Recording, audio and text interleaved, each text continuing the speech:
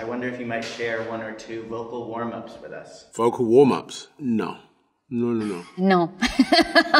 La la la la la la la. If I go any higher, my voice is gonna crack. That's all you're getting. See, the thing about vocal warm-ups is that they're private. They're not attractive. You don't want to see that. If Peter Piper picked a peck of pickled pepper pops, where is the peck of pickled pepper pops that Peter Piper picked? The lips, the teeth, the tip of the tongue. You don't want to see none of that. Do I need to do like an intro thing or? My name is Andrew Garfield. My name is Benedict Cumberbatch. My name is Nicole Kidman. My name is Penelope Cruz. My name is Idris Elba. My name is Michaela J. Rodriguez. My name is Simu Liu. My name is Kristen. I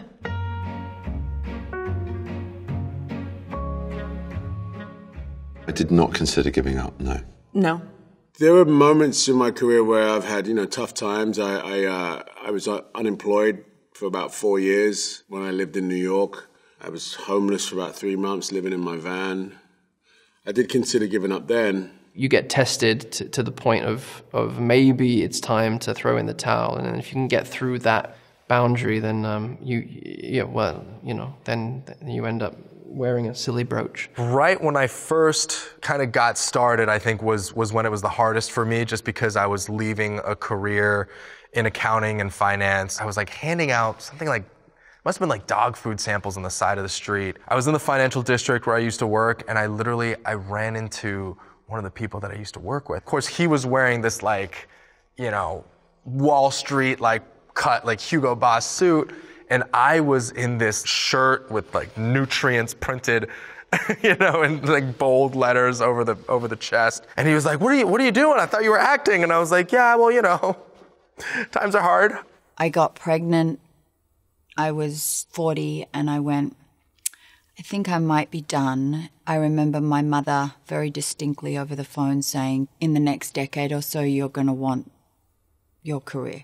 That's when I sort of took a fork in the road and started producing some of my own material. That's when I did Rabbit Hole and was able to produce it. Also, give other people like playwrights and a certain number of directors and other actors opportunities, which was really fun and really exciting. I didn't have to consider giving up because I've been very lucky, and I don't take it for granted, the fact that I've been able to keep working since the beginning of my career when I was 16, 17. To do that, I had to stop dancing because that was my plan B. I was a student of classical ballet since I was 4.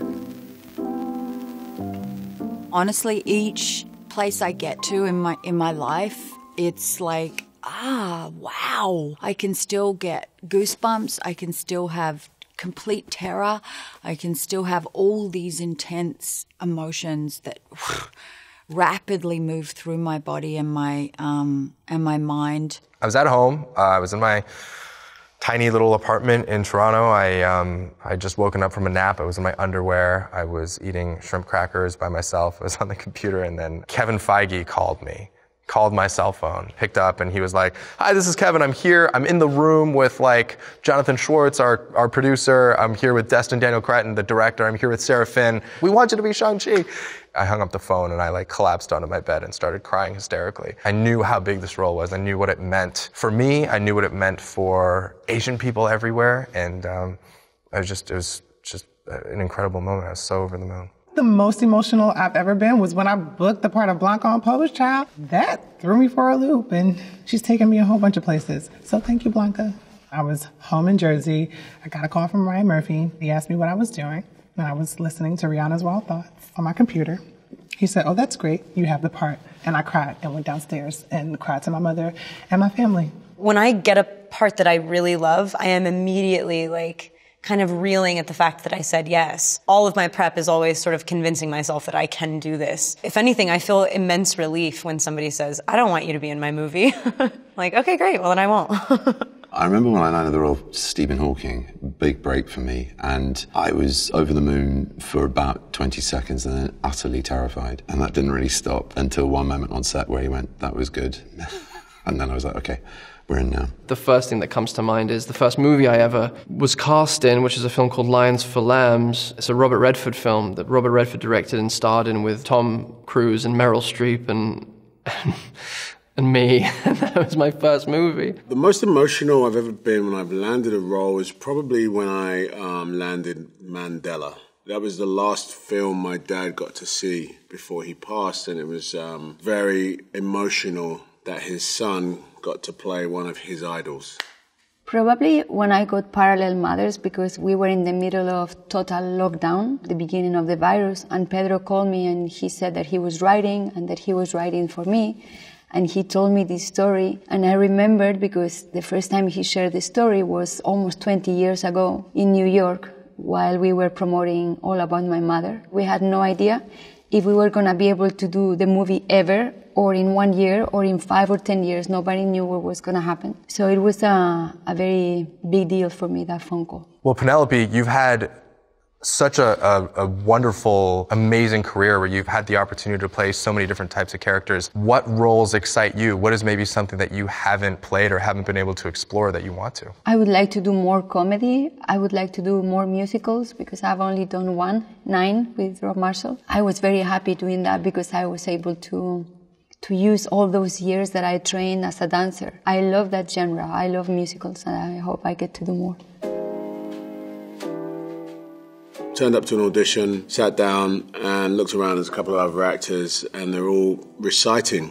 And I was like, what are you guys doing? We're practicing the speech. What are you doing? I said, speech? What speech? Cut to, I'm sitting in front of the director and he says, so you've got the speech ready? Probably 1.5 minutes of an absolute improvised speech with tears, screaming, shouting. I even threw some furniture and they were blown away. I got the job. I look for nerves as an indicator of getting close to something that I'm meant to be close to. Adrenaline and nerves is something that makes me kind of click in. When I had to sing in Moulin Rouge, it was pretty horrendously nerve-wracking whenever I have to sing live. One day I'll fly away. Everyone gets nervous when they have to sing in front of a whole bunch of people 17,000 times.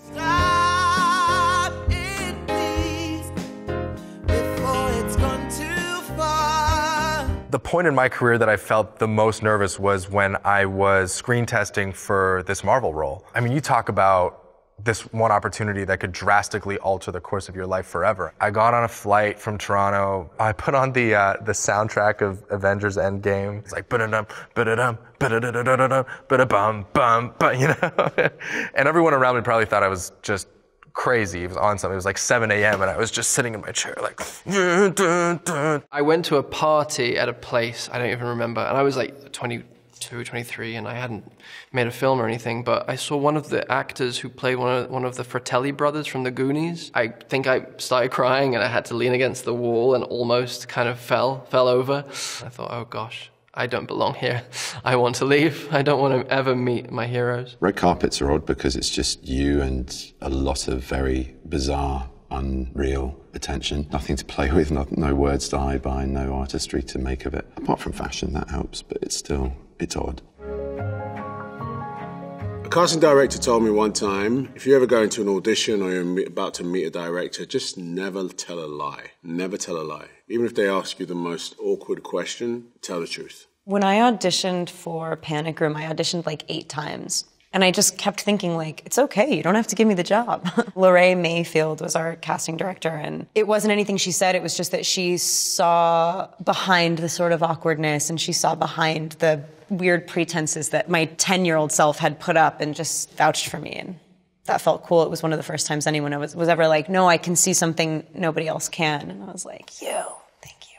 So Katrina Bayonas, who is still my agent today, I went to see her the first time when I was 15. She was casting people to represent them, and she sent me home 3 times because she said I was too young. So I had to constantly lie about my age when I started working because everyone was telling me I was too young, but I didn't feel too young. 3rd time, after the 3rd casting, she told me, okay, I'm gonna work with you, I'm gonna represent you, and I'm gonna start sending you to some castings. And she's still my agent today in Spain. Jane Campion said to me very early on, protect your spirit. I didn't quite understand it. I now completely understand it. And I do pass it on to other actors. You know, you have to be protective of your talent because you can't just expect it to always give. You have to be willing to nourish it, replenish it, take care of it, and not let people just access it without knowing it's safe. I will never forget, this casting agent told me, so needed. She just told me to go change the world. And I didn't know what that specifically meant at the time, because, I mean, changing the world can be very specific or vague. I remember telling her, I just want to make people happy, and I want to make sure that they get the understanding of me as a person, but me as an actress and what I want to convey through the characters that I play. I cried, and she was crying with me, and she said, well, go change the world. It was so nice meeting you. And I walked out that door feeling so accomplished. Joyce Nettles, fantastic casting director, a lot of television, but a lot of theatre as well. She was very honest. She went, it's not that I don't believe you can do anything, but you have to start with what people perceive you as. I began doing this to be anything but what people perceive me as. I want to escape. I knew the limitations of who I was. I knew myself quite well. I'm an only child that spent a lot of time in my head by the time I got to be starting acting at school and university, so I wanted to sort of explore other heads, I guess. When I was in drama school, I was, you have no idea. You have no idea of what you're doing, and you have no idea if you're going to be able to make a living. You have no idea if you're going to be able to do this thing with your life that feels so right to you. When someone points at you who has a little bit of experience in the field and says, hey, I think you can, it's so profound. Like, it really fills you up because you just don't know. So for me, my agent, since I was 18, 19, and she saw me in drama school, and her name is Kate Bryden in the UK, and she was one of those first people that said, yes, I really believe in you. Just so simple. And then, she had the the privilege of telling me when I wouldn't stop hounding her about why I wasn't cast as Prince Caspian in the Chronicles of Narnia, why it wasn't me. She had the privilege of telling me after I was hounding her. Eventually, she just blurted out, she said, because they don't think you're handsome enough, Andrew. I'm sorry for putting you through that, Kate.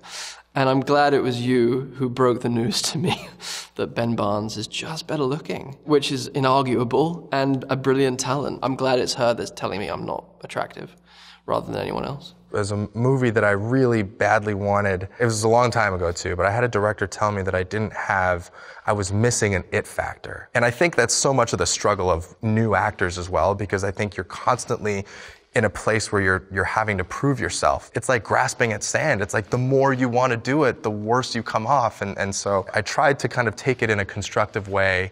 And it really just came down to letting go of the need to impress somebody, whether it's an audition or being on set. It's just, being present and being authentic and true is more important than any of those other things. I'm truly grateful that I got that note because I do feel like I have an it factor. And I'm glad that I can finally show it to the world now. I learned a lot from Jessica Chastain. She works incredibly hard. And her and I were working together on a film called Molly's Game for Aaron Sorkin, and we had more than the average share of lines. I learned from Jessica that you can never run your lines too much.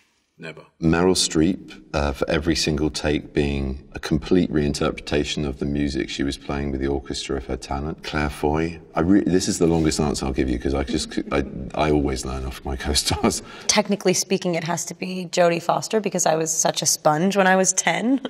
Her approach was so steady, grounded, honest, present, but also one foot in and one foot out in a way that she was able to really sort of possess her part, possess the space around her and not feel like she was pretending and being something other than her. And so I was like, oh, okay, so forever. Jodie Foster forever. Got it. Gary Oldman for his containment ability to be incredibly myopically focused on detail and at the same time in other beats be dramatic and theatrical in a close-up. Well, I was on a show called Kim's Convenience for 5 years. Our number one on that show was Paul Sun-Hyun Lee, and I learned so much from him, not only in craft. He was the kind of guy that would give you a hug every single morning, would give you a hug every night when we wrapped, and he really just made being on set and going to work fun for everybody. I'll never forget what he taught me. Probably Ben Kingsley. He doesn't lecture you, he doesn't talk about it, he just does it. I remember if I was ever complaining about too much noise before a scene, before a difficult scene, he would just look at me and smile and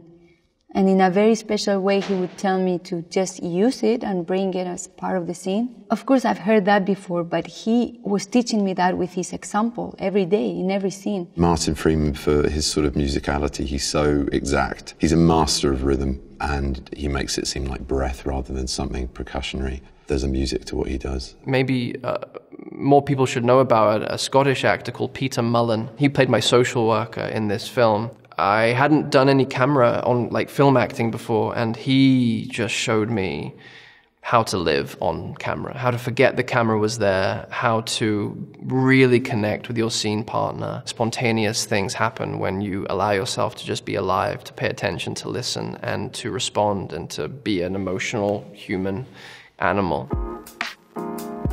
Golly, why do you ask for the mosts? This is not a small interview. This is everything. The most challenging scene I've ever worked on is a film called Beast of No Nation, and my character, who is this sort of commander, if you like, and this scene is where he tries to take advantage of one of his child soldiers. These are the ones that killed your father. Eh? Go on.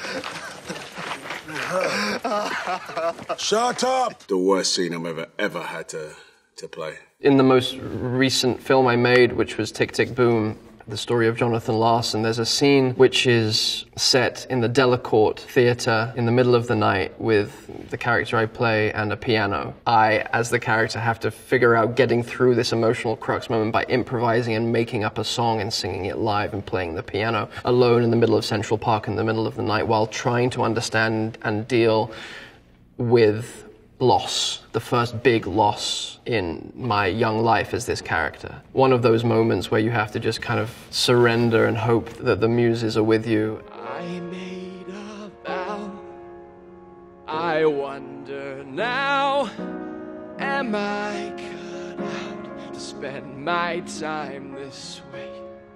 I wish I could remember the most challenging scene I ever worked on, but it's like they're not logged that way. The times that I've been shocked by a scene, the times that I've been totally gripped by an emotion that I could never have planned, they're the easiest and they're the best. And the times that it's been like the most challenging, that scene probably is bad. If you're pushing and straining so hard, it's for naught. When you're shocked by yourself, that's when it is like the best. So for me, the most challenging is the least consequential. Kristen, how many hours of real footage of Diana did you watch like per day? I'm sure a lot. And congratulations, you're amazing. So many hours of footage before we started shooting, and very classically stopped watching stuff when we started and kind of trusted that all of those memories would find themselves within my psyche and within my body kind of naturally, and that I didn't have to fixate on them. So once we started, I had like a couple voice notes on my phone that if I started to forget the tonal quality of the emotional effect that her voice had on me, I would listen to it. There is only one tense. There is no future. Past and the present are the same thing. One of the biggest challenges I had in my career was playing Richard III and having to monologue at a lens, like talking down the barrel like I am now. It's very, very odd because you often see your own reflection, which is very bizarre. Would he were wasted, marrow, bones, and all, that from his loins no hopeful branch may spring to cross me from the golden time I look for. You don't have a sense of community with your audience. Community? Communing with your audience. Okay, Benedict, was it so hard to be mean to Kirsten? Yes, I did find it difficult being mean to Kirsten because she's so damn lovely and amazing, and I'm a huge fan of hers. But we hung out as friends and as parents of young children at the weekend, so it kind of made up for it. Well, Brother Phil, we had such a nice trip. I'm not your brother. You're a cheap schemer. It's strange, there was a lot of time when we weren't actually on set together, so she had to manifest a lot of that presence herself. Just another kind of testament to how powerful her performance is. But yeah, I gave her both barrels. Right now, baby, I'm just sitting here thinking, fuck. Have I made it? My brain doesn't think like that. I think I just go, gosh, what a fantastic thing to have the opportunity to work and keep traveling and seeing people and keep creating, you know. So I don't know about making it. I'm not quite sure what make it means. I wouldn't know how to define that. I'm still on the quest. All of it still seems so unreal. And I kind of like that. I like that it keeps me grounded. That keeps me humble. Because I feel like if I knew Honey, I would be a whole different person. It's so hard to get a movie made, and it's so hard to get into a movie as an actor. The first time I actually walked onto a movie set and I was in a movie, I was an extra in the Flintstones Viva Rock Vegas, and like the director was like, "Hey, you want to jump in the movie?" And I was like, "Yeah." Whether it's your first or your 25th, it always feels the same. It always feels like, oh my God, I can't believe we got here.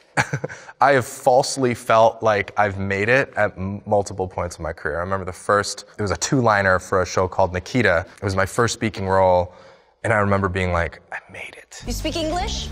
Yes, how can I help you? And then, you get your paycheck, it's like $800, and then you're right back to square one. I just want to kind of go out and continue working with the same level of hunger that I had when I was 23 years old and auditioning to play desk cop number 1 on Nikita. I knew that when I took on Sherlock that I was stepping into the limelight, but I would have been very happy carrying on doing what I was already doing. But that was the first moment I thought, wow, if this is as good as the script I've just read for the audition, and if I get it, lots of ifs, but still, it's a very iconic character. I knew there'd be a lot of attention on it, so if we got it half right, that could go well. And then it just went nuts after that. That was really very near the birth of Twitter and that kind of immediate sense that there's an audience watching you. So the water cooler moment became instantaneous. It wasn't even the next morning. It was like, phones blowing up, people trending. Kind of a 19-year overnight success. So it took a while to have that moment, but there is no learning other than it happening to sort of prepare you for that. You have to kind of navigate it every day,